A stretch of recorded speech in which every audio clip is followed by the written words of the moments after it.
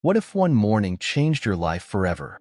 A farmer finds a baby under a tree, abandoned and helpless. This is the story of love, hope, and second chances. Like, subscribe, and comment where you're watching from. Let's begin. The morning sun was just beginning to stretch its golden fingers across the rolling hills of rural Alabama. John Walker, a man in his late 40s, stood on the porch of his modest farmhouse, sipping his first cup of black coffee. His weathered hands gripped the ceramic mug tightly, a habit born from years of toil. The faint aroma of dew on freshly tilled soil filled the air, mingling with the distant hum of cicadas. To an outsider, this might have seemed like just another peaceful morning, but John felt an unusual tension simmering in his chest. "Something ain't right," he muttered, almost to himself, as he set the mug down on the wooden railing. From the barn, the faint, agitated sound of mooing broke the usual morning calm. Buck, John's prized Hereford bull, was pacing near the large oak tree that stood at the edge of the property. Buck's behavior was odd. He was usually calm, content to graze in the pasture at this hour. "John," Sarah called from inside the house, her voice tinged with concern. "What's going on out there? Buck's making quite the racket." "I don't know yet," John replied, pulling on his faded denim jacket and stepping off the porch. His boots crunched against the gravel path as he made his way toward the restless animal.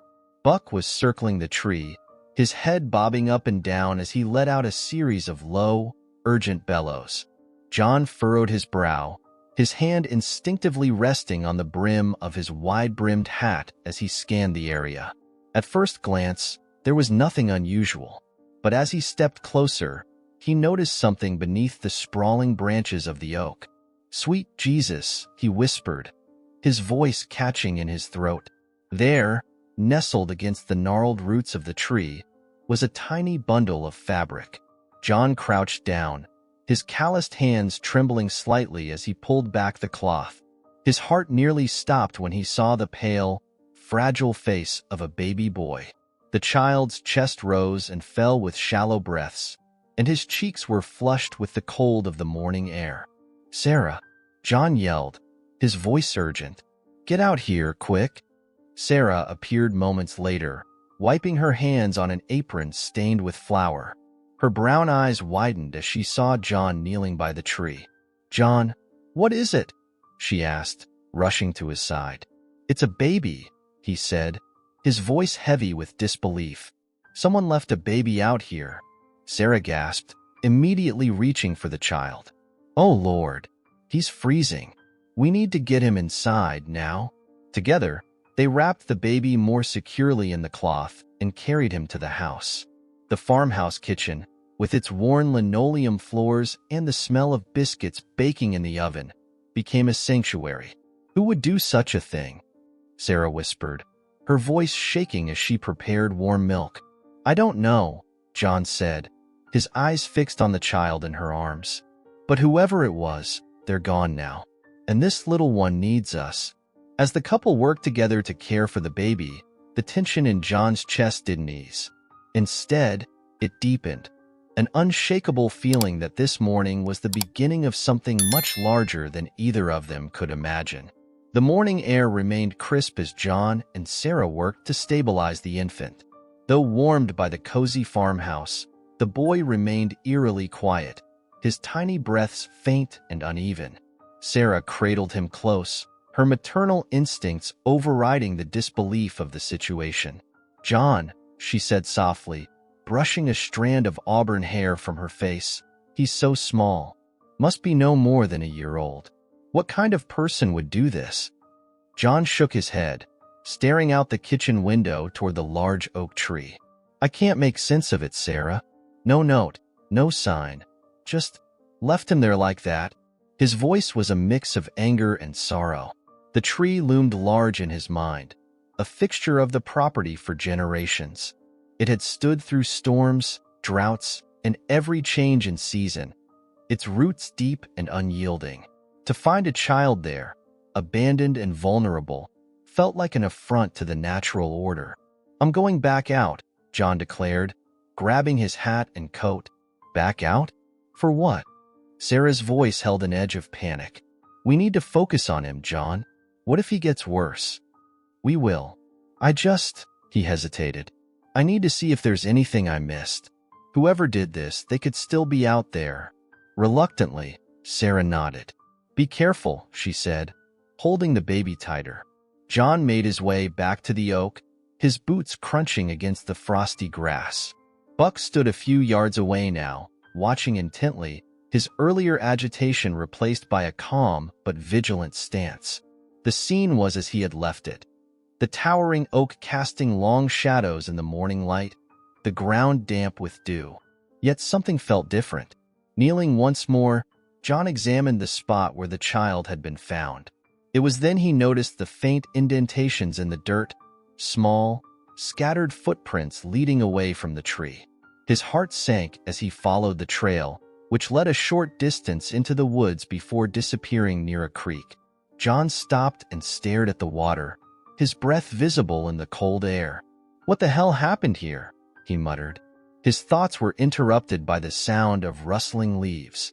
He turned sharply, his hand instinctively moving to the pocket knife he carried. From the underbrush emerged a fox, skittering away as it caught sight of him. John let out a slow breath. Damn nerves. Returning to the house, he found Sarah sitting by the fire, the baby swaddled in a fresh blanket. Any sign of someone? She asked.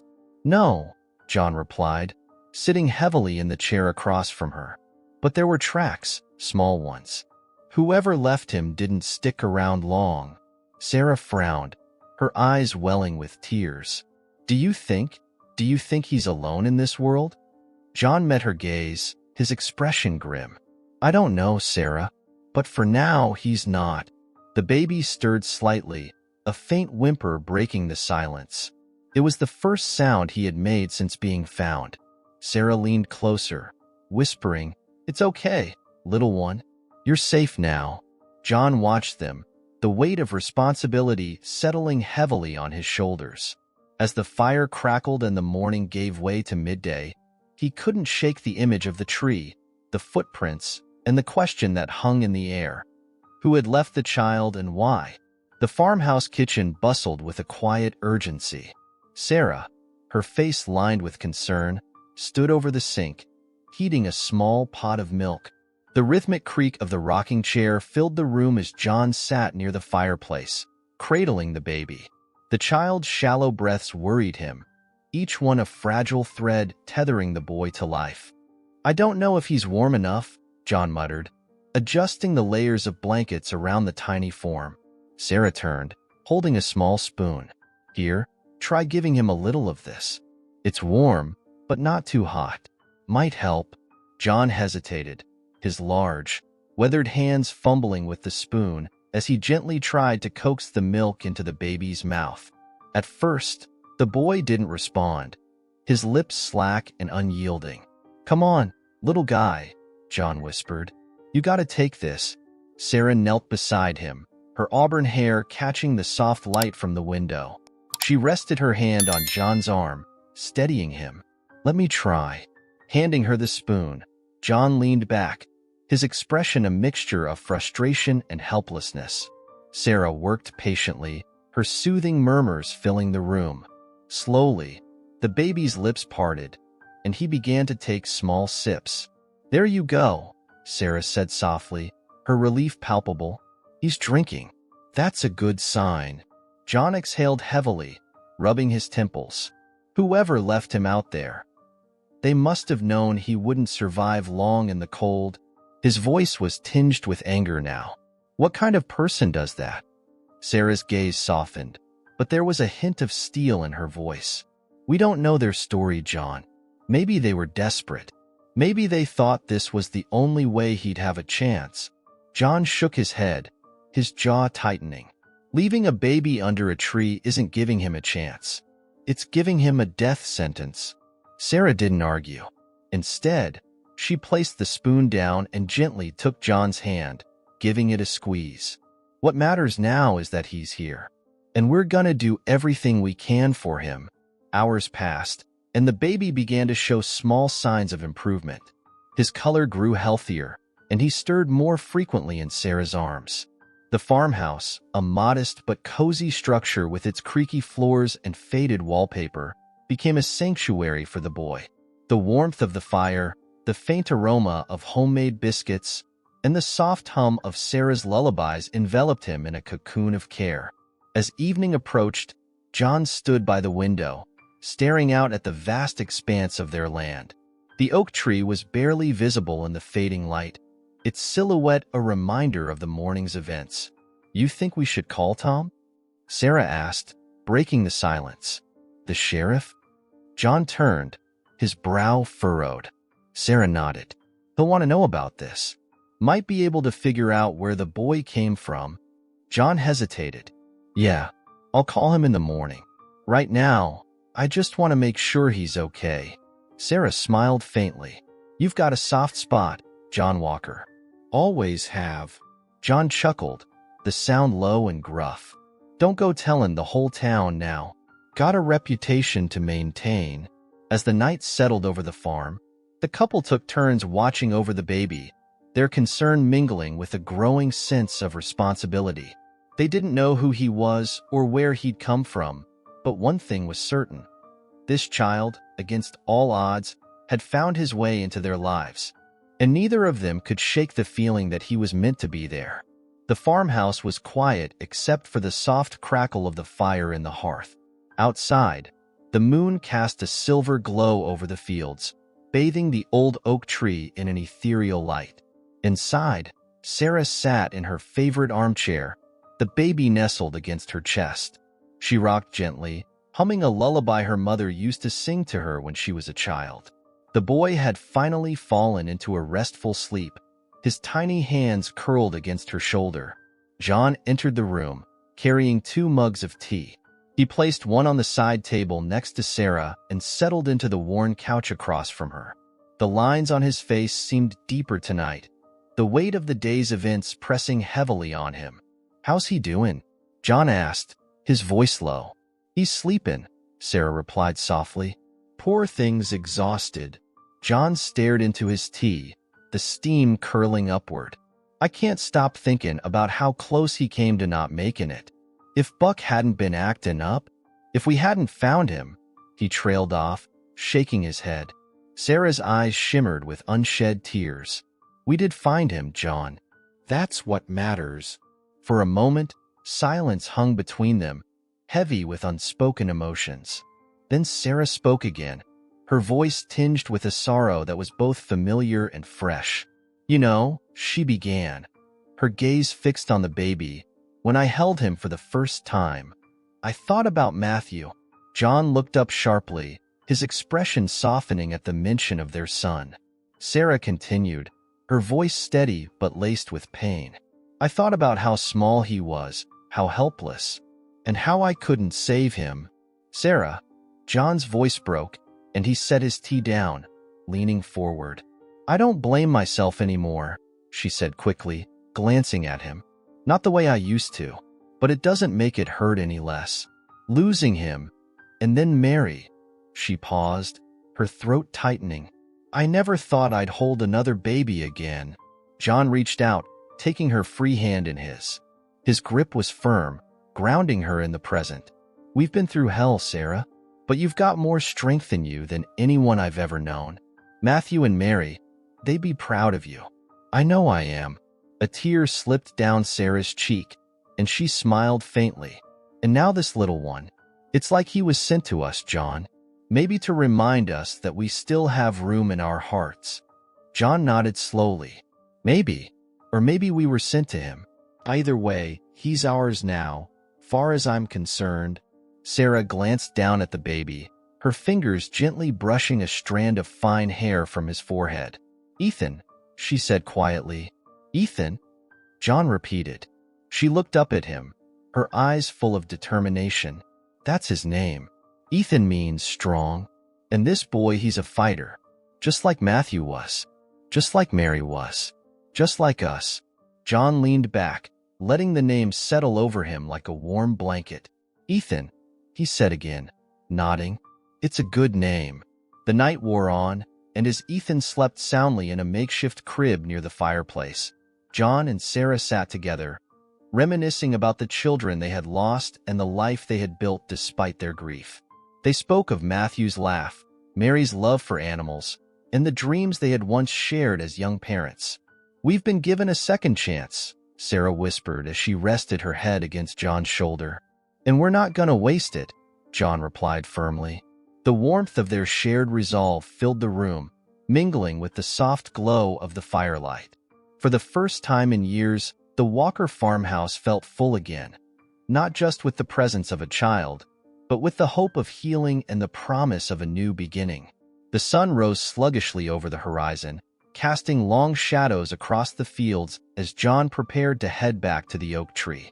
He hadn't slept much, his thoughts occupied by the strange events of the previous day.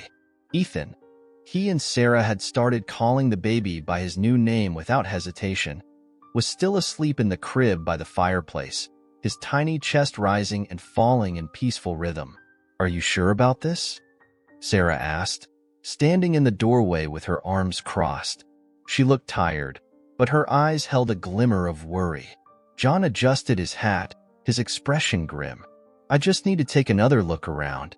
I've got a feeling there's more to this." Sarah hesitated. "Be careful, John. And if you find anything," her voice faltered.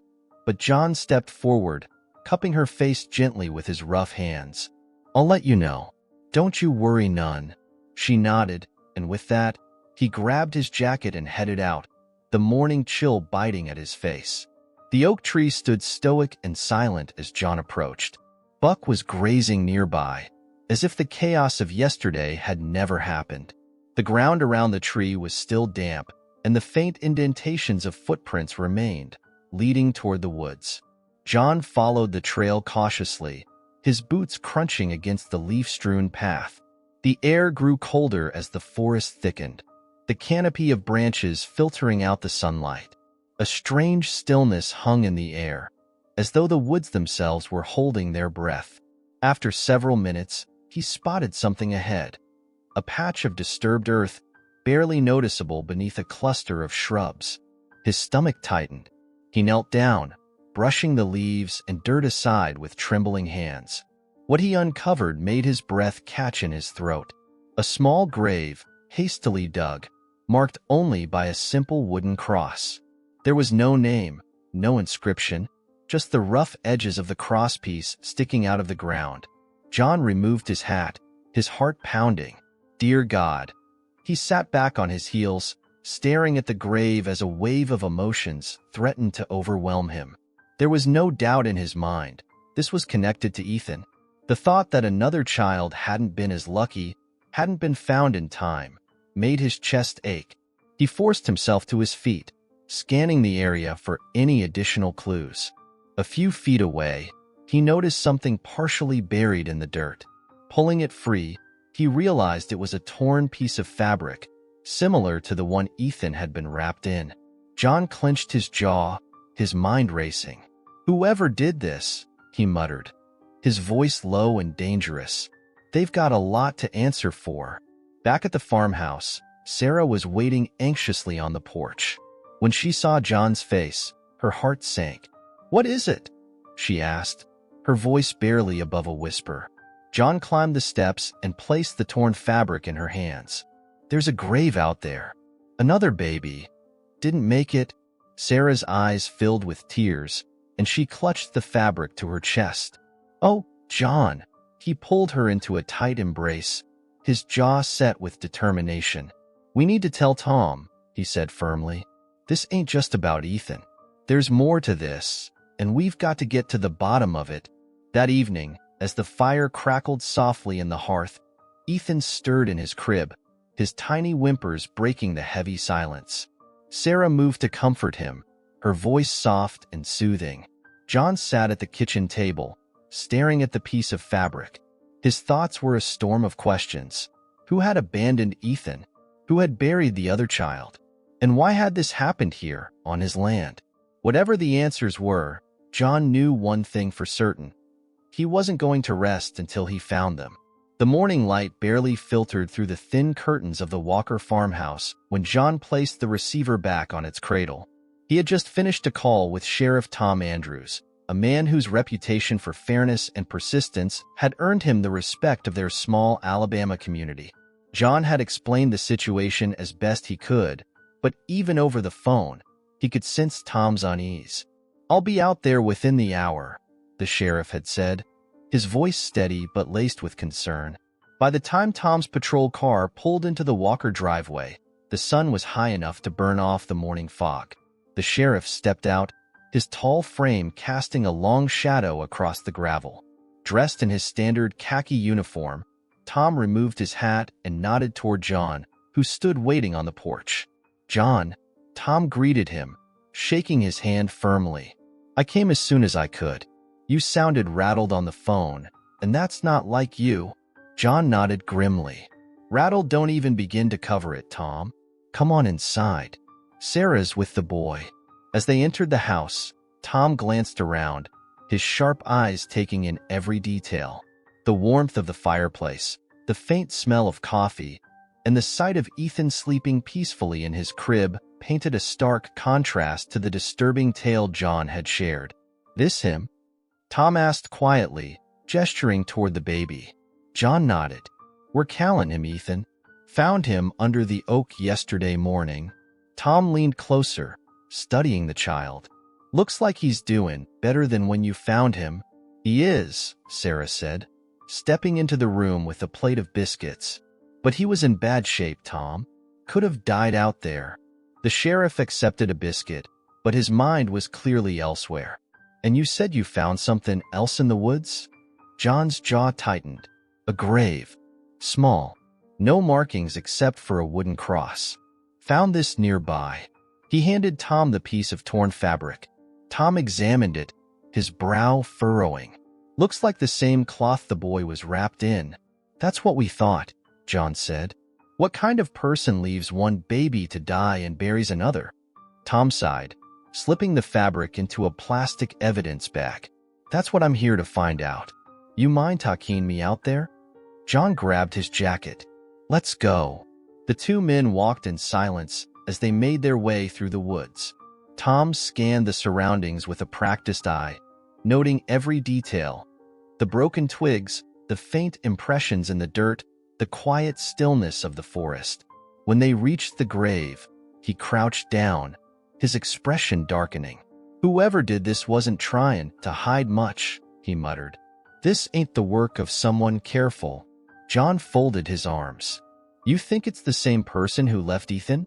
Tom stood, brushing the dirt off his hands. "Could be. Or it could be someone else entirely. Hard to say without more to go on." As they headed back toward the house, Tom's mind churned with possibilities. A young woman recently reported missing, a connection to the abandoned child, or perhaps a darker secret buried within the community. He'd seen enough over the years to know that the most innocent-seeming places often hid the ugliest truths. Back at the farmhouse, Sarah was rocking Ethan in the chair by the fire when the men returned. She looked up, her face a mixture of hope and dread. "Did you find anything?" Tom nodded. "I've got enough to start with. I'll take this back to the station, start digging into the records. In the meantime," he hesitated, glancing between John and Sarah, "you two need to be ready for some questions. This is gonna stir things up." Sarah's grip on Ethan tightened. "We just want to keep him safe, Tom. And I'll do everything I can to make sure of that," the sheriff said. "But whoever left him, they might come back." The weight of his words settled heavily over the room. John and Sarah exchanged a look, unspoken fears passing between them. "You think they'll come here?" John asked, his voice low. Tom shook his head. "I don't know, but I'll be keeping an eye out. You have my word on that." As the sheriff drove away, the Walker farm seemed quieter than ever, the peaceful facade of rural life masking the storm brewing beneath. Sarah watched from the window, her hand resting on Ethan's small head. "John," she said softly, her voice trembling, "what if they do come back?" John stood beside her, his hand resting on her shoulder. "If they do," he said firmly, We'll be ready. Sheriff Tom Andrews spent the better part of the next few days piecing together the fragments of the mystery surrounding Ethan. The small grave in the woods, the torn fabric, and the baby's sudden appearance on the Walker farm all pointed to a tragic and complex story. As he pored over records and interviewed townsfolk, one name kept surfacing: Emily Carter. Emily was known in the small Alabama town for her troubled life. A young woman in her mid-20s, she had grown up in a broken home on the outskirts of town. Struggles with mental health and poverty had marked much of her adulthood. Tom remembered hearing that Emily had been seen less frequently in recent months, her once vivid presence in town fading into a troubling silence. Tom pulled up to the Carter property, a dilapidated house on the edge of town. The yard was overgrown, weeds swallowing what had once been a picket fence. He stepped out of his car, his boots crunching against the gravel. Knocking on the door, he was greeted by silence. He knocked again, louder this time. "Sheriff?" A voice called from the side of the house. Tom turned to see Margaret Perkins, a neighbor, leaning against the chain-link fence that separated the properties. "Mrs. Perkins," Tom greeted her. "I'm looking for Emily Carter. Any idea where she's at?" Margaret shook her head, her lips pressed tightly together. "Haven't seen her in weeks. Not since she was talking about leaving town." "Leaving town?" Tom asked, stepping closer. Margaret nodded, glancing nervously around. "She wasn't herself, Sheriff. Kept talking about how she couldn't take care of the baby, how she was scared of what might happen.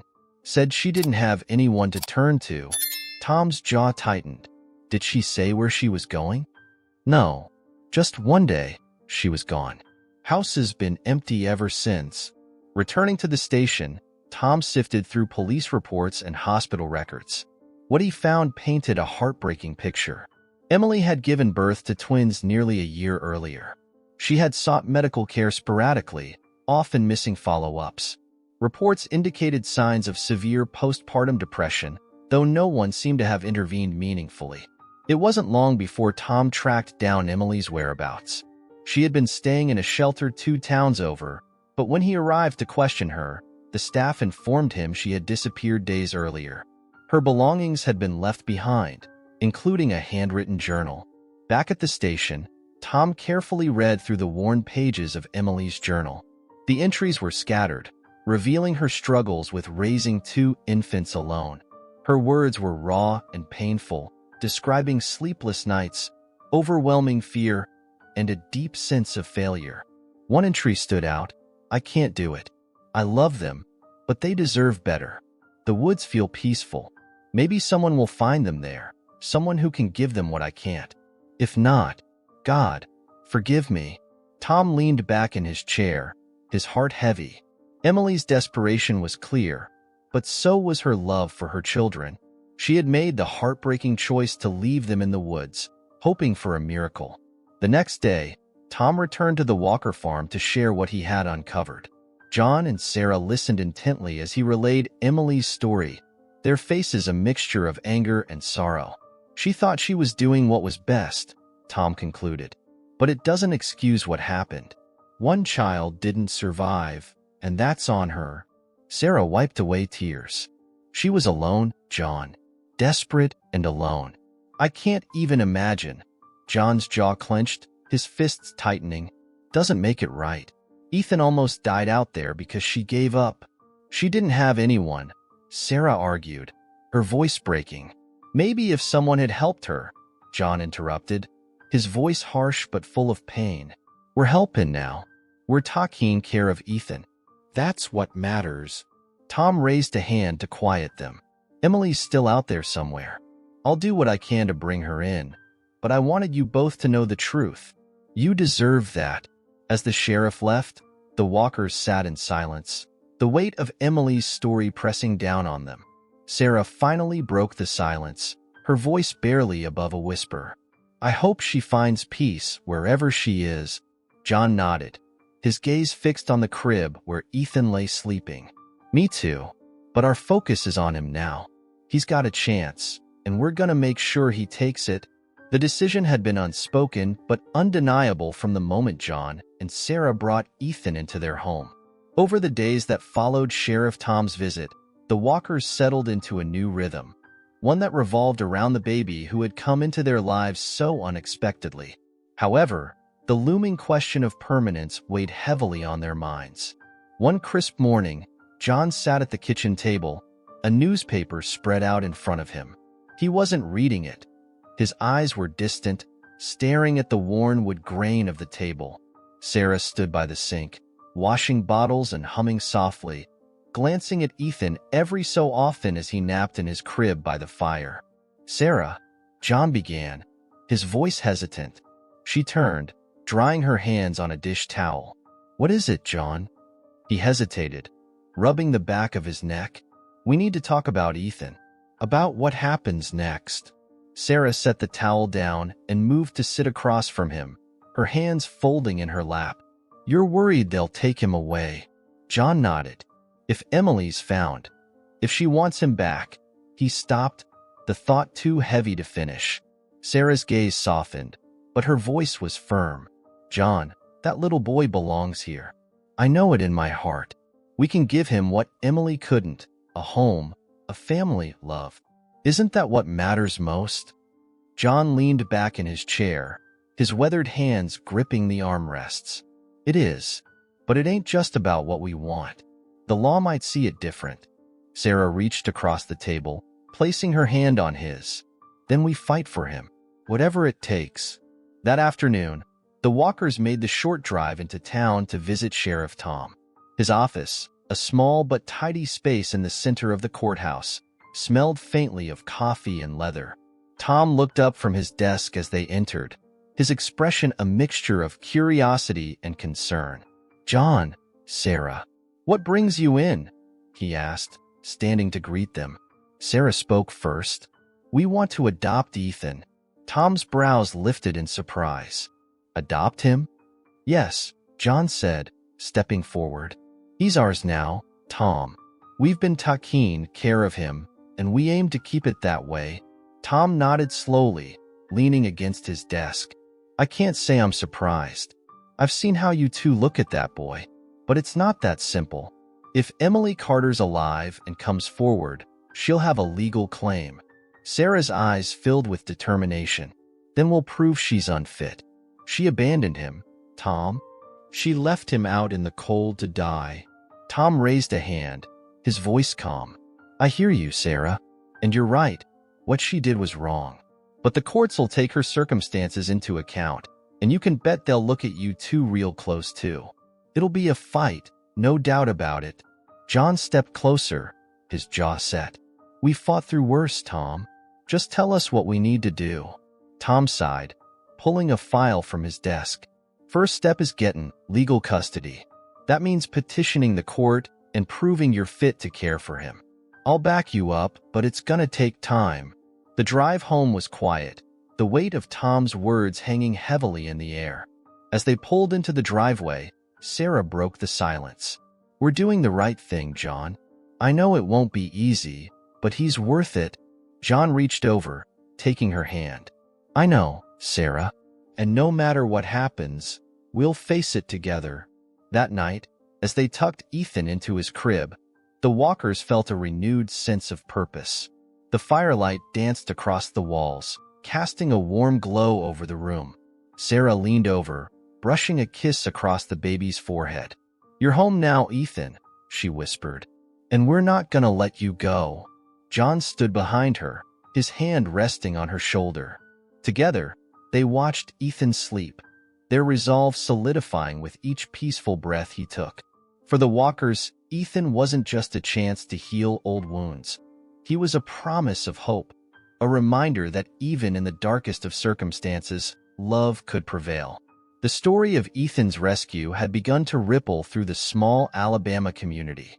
In a town where everyone knew each other's business, the discovery of a baby abandoned in the woods and the tragic grave nearby became the talk of church gatherings, grocery stores, and school parking lots.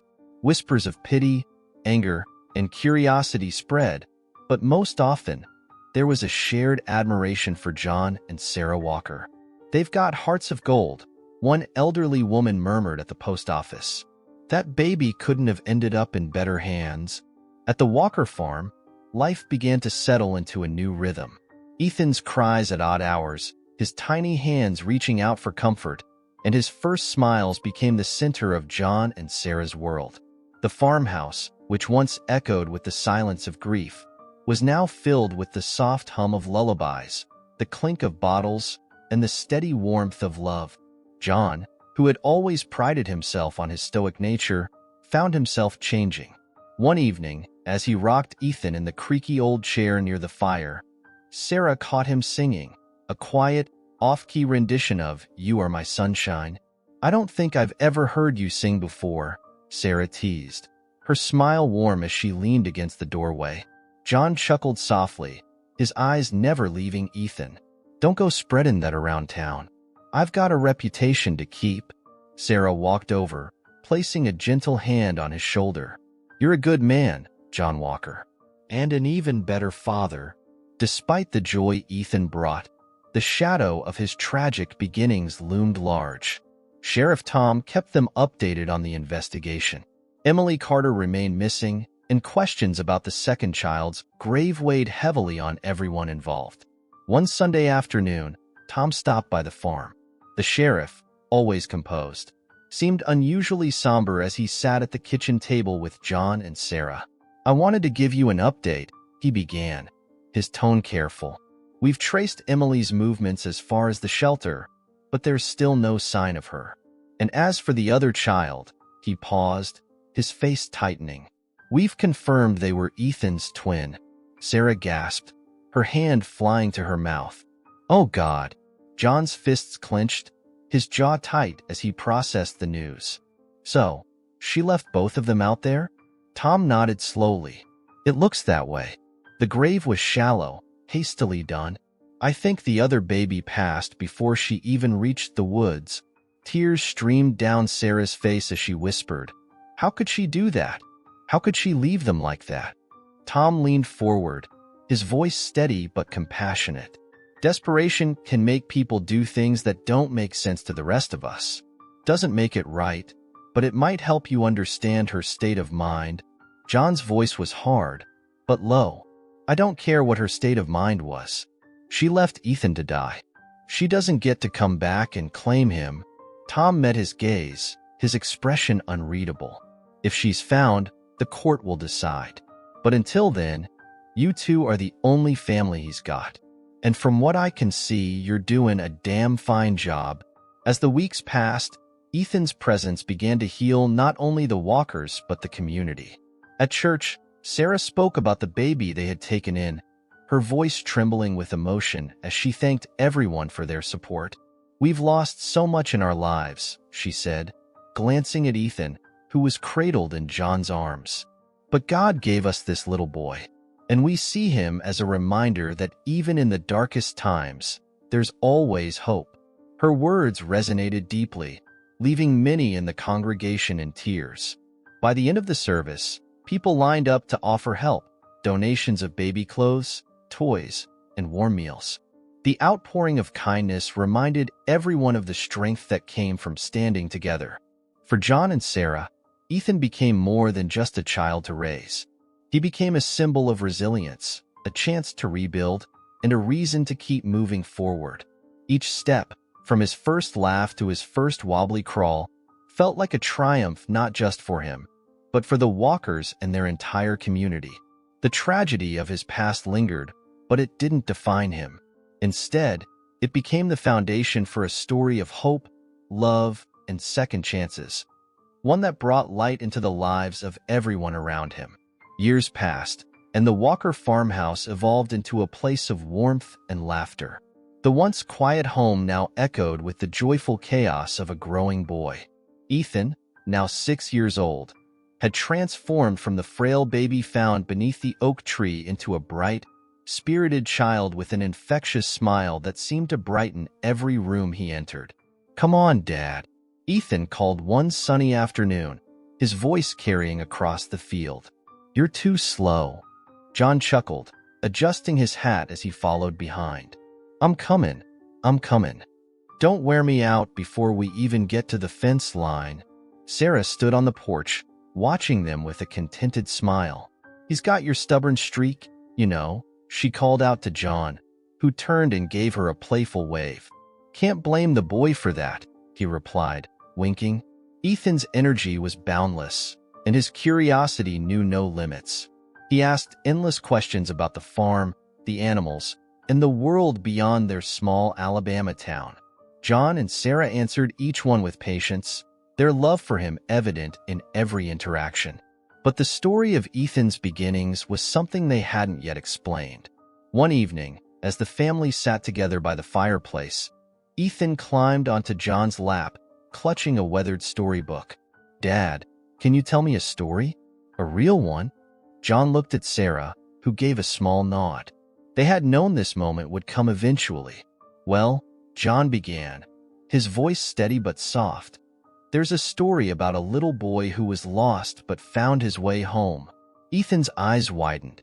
"Was he scared?" John nodded. "I reckon he was. But you know what? There were people who loved him so much, they made sure he was never scared again. Is he okay now?" Ethan asked, his voice small. John smiled, ruffling Ethan's hair. "He's more than okay. He's strong, smart, and full of life. Just like you." Ethan tilted his head, considering this. "Do you think I'll ever meet him?" John's throat tightened, but before he could answer, Sarah spoke gently. "Sweetheart, you already have. That little boy is you." Ethan's brow furrowed in confusion. "Me?" Sarah pulled him into her lap, her arms wrapping around him. "You were a miracle, Ethan. You came to us when we needed you most, and we'll always be grateful for that." Ethan was quiet for a long moment, his small hands clutching Sarah's sleeve. Then he looked up at her, his voice clear. "So I was always meant to be here?" "Yes, baby," Sarah whispered, her voice trembling with emotion. "You were always meant to be here." As Ethan grew older, the story of his rescue became a cornerstone of his identity. The oak tree where John had found him became a sacred place on the farm, a symbol of new beginnings. Every year on the anniversary of that day, the Walkers gathered beneath its sprawling branches to celebrate the love that had brought them together. Ethan's story also left a mark on the community. The kindness and generosity of their neighbors during those early years inspired John and Sarah to give back. They started a small outreach program, helping families in need and providing resources for struggling parents like Emily Carter. Though Emily was never found, her memory lingered in their hearts, not as a figure of blame, but as a reminder of the fragile line between despair and hope. By the time Ethan reached adulthood, he had grown into a compassionate and driven young man. Inspired by his own story, he pursued a career in social work, dedicating his life to helping children in difficult circumstances. "I wouldn't be here if it weren't for the love of two incredible people," Ethan said during a speech at a local event. "They taught me that no matter where you come from, love can transform your life. And now it's my turn to pay that forward." The audience rose in applause, but John and Sarah, seated in the front row, were the most proud of all. Ethan's legacy became one of hope, compassion, and resilience. His life was proof that even in the darkest moments, love could prevail, bringing light and healing where it was needed most. And for John and Sarah, Ethan was more than just their son. He was their greatest blessing, the embodiment of everything good and true in their lives. Underneath the sprawling oak tree, where his story began, Ethan's journey stood as a testament to the power of love and the unbreakable bonds of family. Leave a like, subscribe to the channel, turn on the notification bell, and if you watched until here, comment, "I watched until here," and share your thoughts about this story. Oh, and don't forget to watch the next video that pops up on the end screen. It's incredibly exciting.